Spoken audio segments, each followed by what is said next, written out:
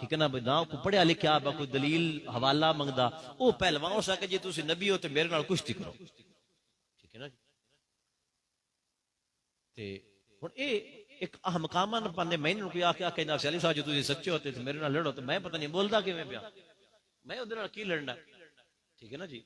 और ये पागलपन है। उस काफिर ने आख्या जी मेरे नाल कुश्ती करो, हजरत मेरे मुआविया रज़ी अल्लाह तआला कोल बैठे आपने की या रसूल अल्लाह तुसी साइड तो आका तुसी नहीं इधर मैं कुश्ती करांगा,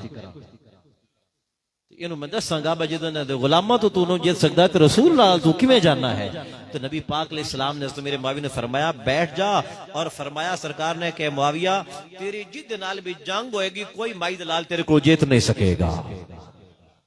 नबी पाक अलैहिस्सलाम ने हजरत मेरे मुआविया ने फरमाया कि मुआविया तेरे को कदी भी और कोई माई दलाल मैं चैलेंज पिया करना वा, ठीक है ना। सोशल मीडिया ते बात चल दी पैसा साबित कर दे कि फलान जंग मेरे मुआविया ने लड़ी और उन्होंने कोई जीतया है। कोई भी तारीख हजरत अमीर मुआविया को जंग जीत नहीं सकिया, क्योंकि नबी पाक ने उन्होंने जो हजूर का दिफा किया या रसूल अल्लाह मैं लड़ांगा, सरकार ने फरमाया तू लड़ेगा नहीं लेकिन मैं तेनों दा इनाम दे छड़िया तेरे को कोई जीत नहीं सकेगा।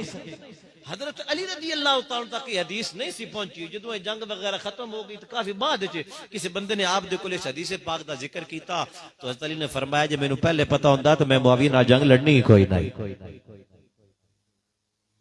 और जंग सालसी ते खत्म हो गई, ना हजरत अमीर मुआविया रज़ी अल्लाह तआला ने फतह की, ना हजरत अमीर मुआविया रज़ी अल्लाह तआला ने फतह की, सालसी ते बात